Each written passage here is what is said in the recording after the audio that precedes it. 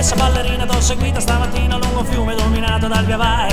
Ho fatto briciole di pane per tornare dalle rane dello stagno dove affogano i miei guai. Ho preso in mano la chitarra, t'ho fermata sulla porta, t'ho pescata con la lenza del mio blues. Ti prego lasciati portare dove il sole, ma il rumore dei tuoi baci non mi stancherò mai più. E su questo Piave che per noi è come il mare, ci navighiamo, ci lasciamo trasportare. Sul mormorio dell'onda si può anche amare, ma soprattutto a noi ci piace fantasticare. Benvenuti a Perdipiave. Perdipiave è un viaggio. Due amici si perdono camminando controcorrente lungo il corso del fiume Piave, incontrando luoghi incantevoli e persone straordinarie, dalla foce alla sorgente, dal parto al concepimento, quindi dalla laguna più bella del mondo, la laguna di Venezia, alle montagne più belle del mondo, le Dolomiti. Ci auguriamo vi piaccia e ci auguriamo stimoli in voi il desiderio di perdervi camminando e fotografando con i vostri stessi occhi il paese più bello del mondo, l'Italia. Buona visione! Sul mormorio dell'onda si può anche amare, ma soprattutto a noi ci piace fantasticare. Signorina ballerina t'ho rapito stamattina dentro il fiume dominato dal via vai. Ora siamo sopra il Piave, ti urlo amore non ci lasceremo mai. Personalmente penso che adesso i cambiamenti e le cose forti che si possono dire in architettura non sono tanto costruire edifici con equilibri di facciate o cose così, ma potrebbero dire più cose, le azioni che tendono a creare comunità, che possono essere anche diverse, che non assimiliamo all'architettura, però insomma magari creano appunto anche un nuovo senso di appartenenza. Ci de bissa, de basilissa, testa de fogo che il giasso impissa.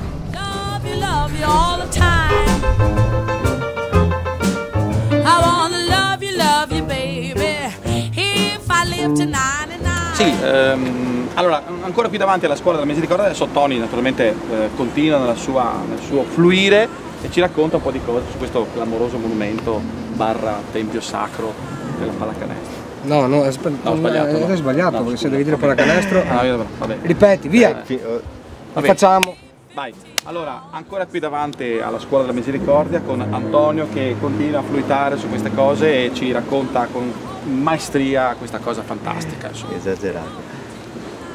Quest'opera, come vedete, è immensa. Dietro c'è la scuola vecchia che poi diciamo negli anni 30 del 500 è stata costruita questa che è la nuova sede, e di cui è ancora incompiuta, manca ancora la facciata. Il disegno di San Savino sulla facciata era un po' troppo ancora di stile romano, un po' inviso forse dalla dalla venezianità, che invece ha apprezzato molto Sansovino e si vede in piazza San Marco anche perché per questa sua capacità di inserirsi bene nell'esistente, di fare degli interventi che tengano conto anche di tutta una storia veneziana che era completamente diversa dalla storia invece edilizia appunto di Firenze, di Roma, eccetera. Poi è diventata addirittura una palestra, perché qui giocava la Reyer fino addirittura agli anni 80, perché al secondo piano è un unico grande salone in cui ci mettevano gli spalti e facevano appunto le gare, disputavano il campionato regolare. Io ho giocato Eh. stagione 82-83 con la pallacanestro San Donà in trasferta contro la Reyer Venezia, ma attenzione ragazzi, bisogna dire un'altra cosa, adesso mi vengono i brividi.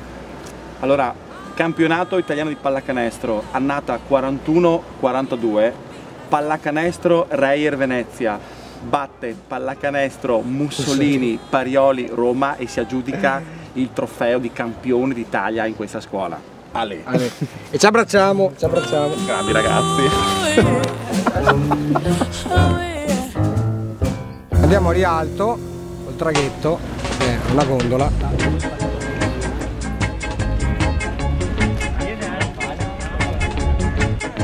Bellissimo tutto qua. Bellissimo. L'antico mercato di Rialto, il mercato del pesce.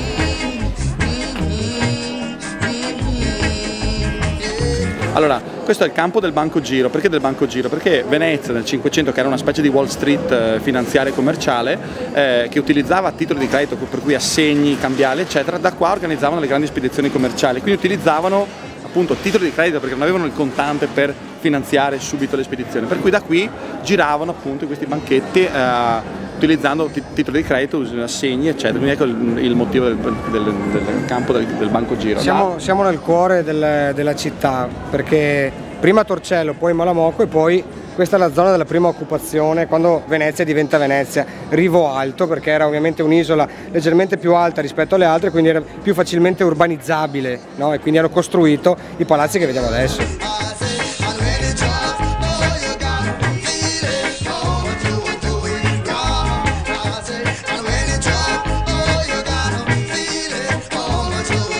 Un posto molto bello di Venezia, anzi il posto di Venezia. Naturalmente abbiamo scelto i rustichi e naturalmente siamo con Giovanni il titolare. Giovanni, pronti qua.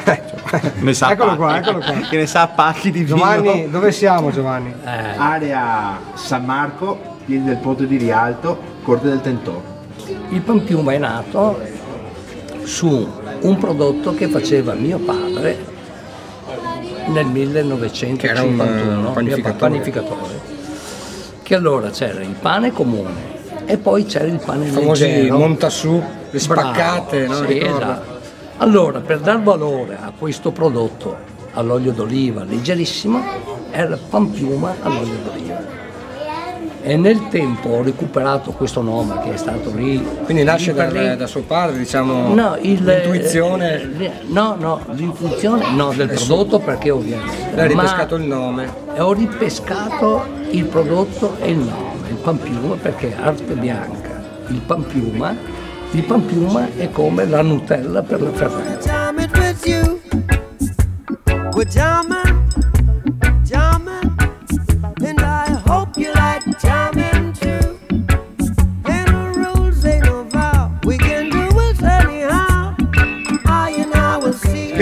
Che tu sia di San Donà di Piave, che tu sia di Negrar o anche Kathmandu, che tu sia di Nuova York, Santiago di Compostela, o di Nuova York, oppure cioè La Paz, oppure tu sia di, che ne so, di Terra del Fuoco, Passarella. Di cosa stiamo parlando? Guarda qua, cioè l'inizio di tutto è qua. Cioè, voglio dire, di cosa? Ma veramente, Lele?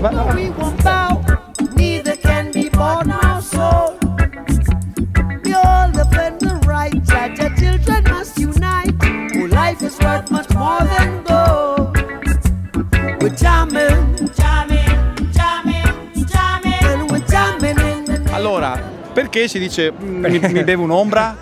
Perché i veneziani si rinfocillavano con il buon vino all'ombra del campanile. Da qui il termine ombra, che significa bicchiere di bevo vino. Drink a shadow. Bevo un'ombra, a shadow.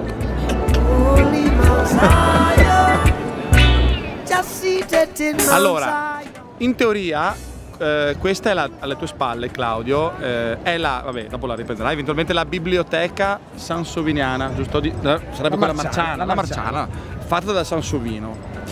Marciana, scusami, da San Marco. Da San Marco. Tutto ciò che è legato a San Marco è marciano. Bravissimo. Cosa succede? Il Sansovino la progetta, no? E capita una nevicata, cioè nevica troppo copiosamente. Crolla una parte del tetto. I ragazzi che avevano qua, vedi il Palazzo Ducale dove c'era anche sede del tribunale, gli avvocatori, eccetera, eccetera, dicono: Palazzo del Potere. Dicono: ragazzo mio, crolla il tetto, vai al gabbio.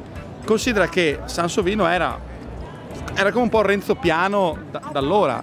Dunque va al gabbio e solo attraverso l'intercessione del Palladio viene scarcerato e dunque un po' scusato, altrimenti stava al fresco. Cosa che capita anche spesso ai giorni nostri, dove naturalmente chiunque delinque, no? Anche per cose molto importanti, ha una seconda possibilità. Esatto.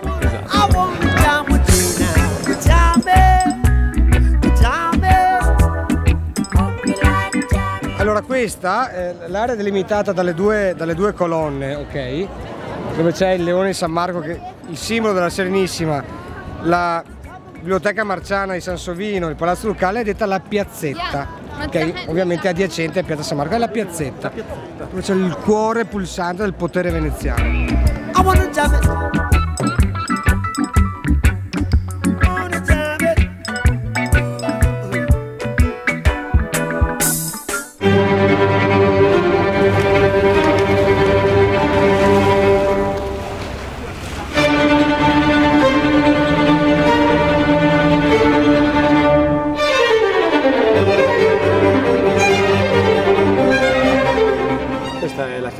Giovanni in Bragora. Partiamo da qua, cioè ci piace questa cosa perché c'è una pala d'altare molto famosa di Cima da Conegliano, che è un grande pittore del Rinascimento veneto. È particolare questa pala perché si raffigura il battesimo di Cristo. E dov'è che Cristo viene battezzato? Non tanto sul Giordano, meglio è il Giordano, però in realtà è la Valle del Piave. Noi siamo camminatori del Piave, quindi ci piace pensare a questa cosa. Peraltro c'è anche un bellissimo racconto tratto da un libro di Neri Pozza che si chiama Processo per eresia, che è nato anche in finale al premio Campiere nel 1970, in cui proprio si parla di Cima da Conegliano che durante la peste del 1510 ritorna a casa dalla moglie e dai figli a Conegliano, percorrendo a ritroso appunto il fiume Piave, quello che stiamo facendo noi. Ale.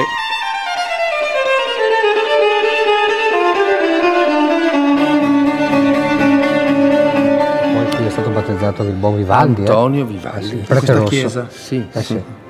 E si conserva le reliquie qui di San Giovanni Elemosinario. Eccolo qua, esatto. Chiesa da Cipro, giusto? Sì. Da Cipro, che molla tutto e aiuta. Patriarca greco di Alessandria d'Egitto nel 600. E questa chiesa può essere la fatta, mi dica se sbaglio, il vescovo di Oderzo può essere di Piceno? No, sbaglio. Il vescovo di Oderzo, che era raffigurato in eccolo qua, in seguito a un sogno ha fatto costruire 8 chiese, tra cui questa e la prima chiesa dedicata alla Madonna è quella di Santa Maria Formosa, più altre 6, certo. 8 in tutto.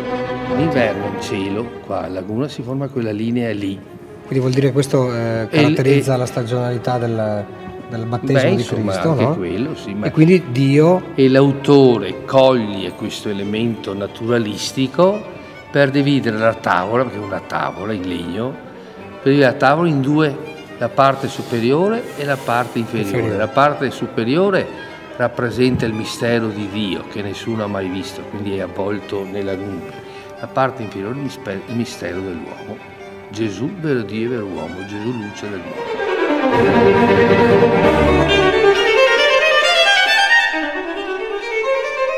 Ufficialmente partiamo da questa pala per risalire il fiume Piave.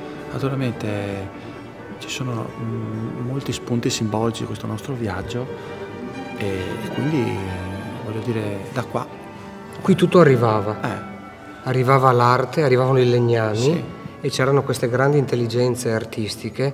Noi abbiamo parlato molto del Tiziano anche l'anno scorso, eccetera, che poi tra l'altro abitava poco distante da qui, e poi forse vedremo il luogo dove aveva il proprio laboratorio. E poi c'era il Gran Cima da Conegliano, insomma, col Bellini, col Tiziano, erano i più grandi esponenti del Rinascimento veneziano. Quindi è una tavola, perché è una tavola, non è una tela, è una tavola di una bellezza davvero incredibile.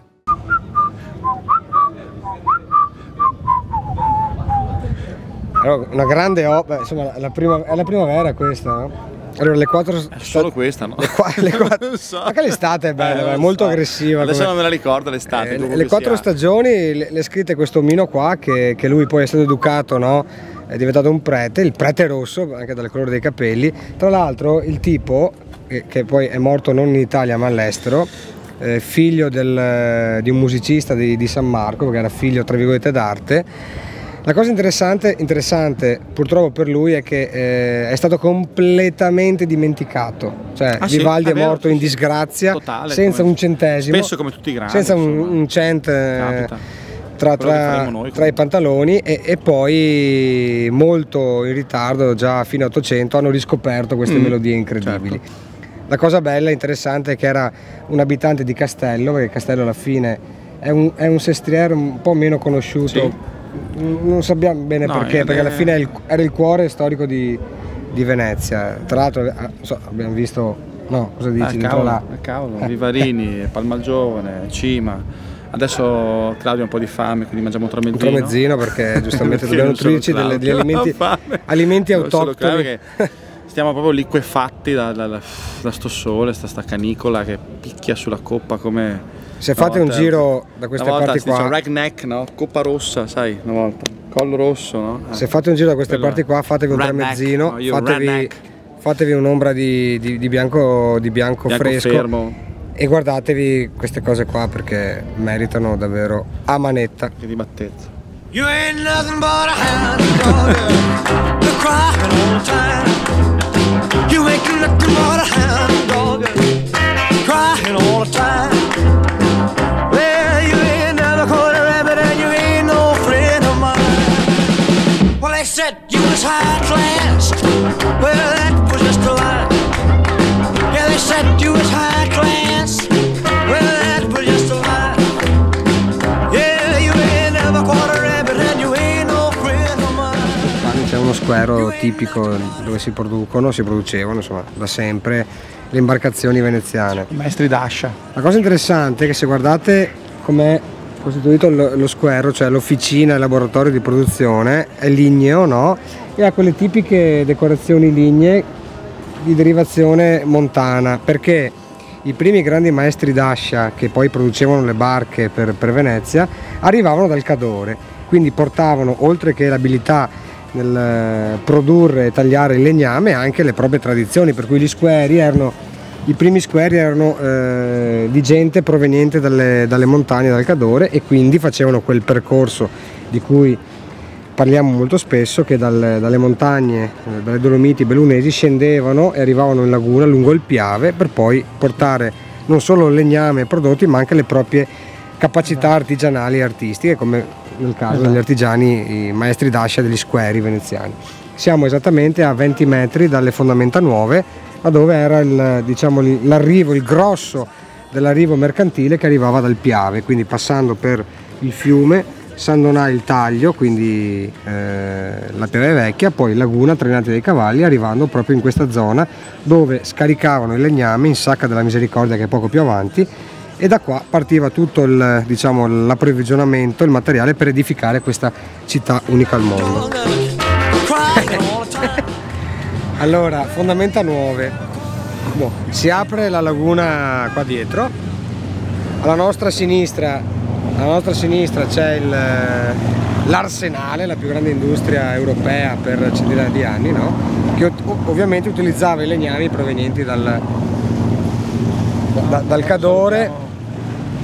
Cadore, dal Cansiglio, eccetera. Allora, giustamente rendiamo anche omaggio a questo grande personaggio che è stato il pittore ufficiale della Serenissima, uomo molto, voglio dire, abile negli affari, non solo nell'arte della pittura.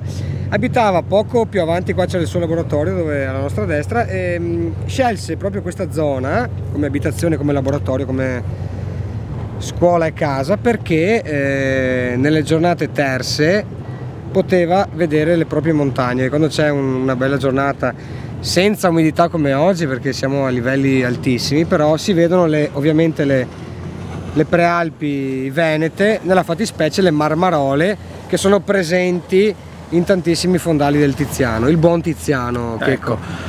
Del Tiziano si può dire una cosa anche interessante e curiosa. Lui fa la prima grande pala d'altare, la prima grande commissione che gli viene proprio come dire, richiesta dai priori della scuola grande di San Rocco, i frari mi sembra, no? I frari, esatto, Santa Maria Gloriosa dei Frari, e lui fa una grande vergine, appunto l'Assunta, del tutto particolare perché è una vergine dinamica, viene in qualche modo, sta sopra una piccola nuvola, viene soffiata da questi angioletti e soffiata tra le braccia del Dio Padre. Sotto ci stanno viceversa gli apostoli, un po' che si azzuffano perché naturalmente rimangono come dire basiti, no? Da questo miracolo. Questa è la cosa particolare, che quando gli fu commissionata quest'opera, naturalmente siccome Tiziano era talmente moderno, talmente avanti, come ogni grande genio, che non fu capito subito dal priore che era il custode dell'ordine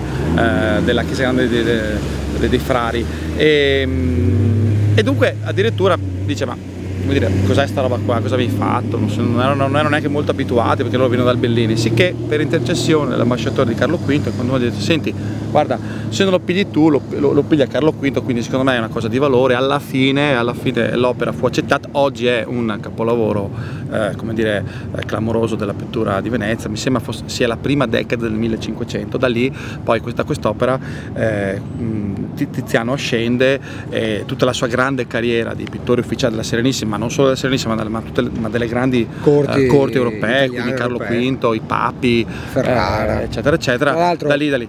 Ho citato quest'opera anche nel mio piccolo romanzetto cartongesso, perché ogni volta faccio quel passaggio per andare al tribunale e ogni volta mi auguro di fare una qualche arringa ascensionale. Io dico sempre, mi piacerebbe essere soffiato in cielo dagli angioletti, ma purtroppo sono molto più... Tra l'altro poi il buon Tiziano ne ha fatta un'altra che è esposta attualmente al Duomo di Verona, certo, quindi quando ha lavorato per lo Stato di terra, per la terraferma, solo che eravamo arrivati in clima di controriforma e dovette cambiare un po' il tema, per cui il distacco, diciamo, questa volta tra la Vergine e gli Apostoli è diverso rispetto a quello dei frari, perché è arrivata la controriforma e quindi il significato, no, dell'Altissimo e della Madonna doveva essere diverso. Per cui...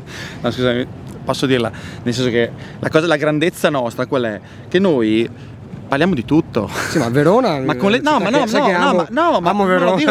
lo dico con leggerezza. Parliamo del Malvasia, parliamo di Tiziano, del rugby. Guarda, poter vedere l'Assunta con una buona ombra di vino insieme a qualche rugbista sarebbe un'ottima serata. Esatto, noi siamo come decatleti, ecco, siamo dei decatleti sudati. Quindi partiamo dal tramezzino, Tiziano, il rugby, il Malvasia, Lorenzo Lotto, Sansovino, la Misericordia, la Adesso andiamo in Laguna. Adesso andiamo in Laguna. Siamo proprio andiamo dal buon Bonifacio Brass che ci parla un po' di Hemingway. A voi. Ciao ragazzi.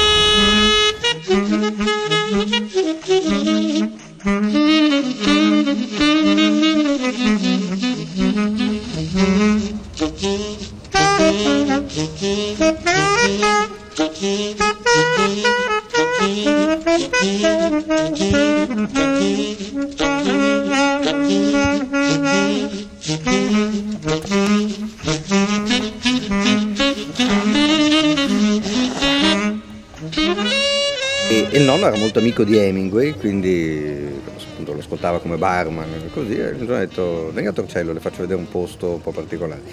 E con nonno, con Hemingway sono venuti qua, Hemingway è rimasto colpito da questo posto, lui è amante della caccia, quindi gli ha detto se vuole tengo aperto per lei anche d'inverno. La locanda da sempre teneva chiuso, chiudeva il 2 novembre e apriva il 19 marzo.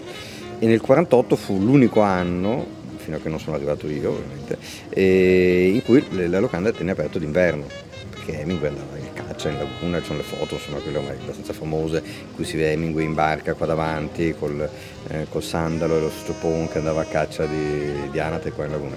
E poi durante il periodo della guerra, che il nonno ha chiuso tutti i suoi locali, ha chiuso sia la Risbar che qua, ha chiuso durante il periodo di guerra perché non voleva fossero occupati dai nazisti, lui ha fatto i lavori e ha fatto le stanze sopra. E là ci sono delle cose, delle curiosità incredibili, perché quando anni fa abbiamo fatto dei lavori, abbiamo rotto i muri, tutto quanto, e dentro abbiamo trovato come isolamento, e si usava all'epoca, perché veramente erano tanti anni che non si facevano i lavori, i fogli la carta di giornale, cioè le pagine del Corriere della Sera del 43. Cioè lui era un creativo che non ce ne sono uguali adesso, Bellini l'ha inventato lui, e Carpaccio, adesso tutto si chiama Carpaccio, tutto si chiama... la storia di come nasce il Carpaccio. Carpaccio nasce perché c'era questa contessa, non mi ricordo se era russa piuttosto che non so dove, che adorava la carne cruda ma aveva problemi di masticazione, per non aggiungere altro. Allora il nonno disse ci penso io, prende la carne, va dal macellaio in fondo al Calle Valareso, perché forse non aveva neanche la fettatrice alla Risbar, e gli fa tagliare il filetto proprio sottile, striscette di carne così. E gli ha servito questo piatto di carne cruda tagliato sottile. Il nome Carpaccio deriva dal colore, perché il Carpaccio aveva molto questo rosso forte così. Il risotto alla torcellana, che è un risotto, il primo vero piatto a chilometro zero, è un risotto fatto con le verdure che c'erano qua intorno. Noi abbiamo la fortuna di vivere questo posto come un qualcosa di diverso dall'unica cosa che hai. quindi tu hai il lavoro, hai la locanda che è un bel posto di lavoro, parliamoci chiaro, sarà anche scomodo quello che ti pare. Noi abbiamo una permanenza media di dipendenti che è quasi chilometrica, cioè è eterna praticamente, cioè vengono qua e poi stanno qua. Ti urlo amore, non ci lasceremo mai.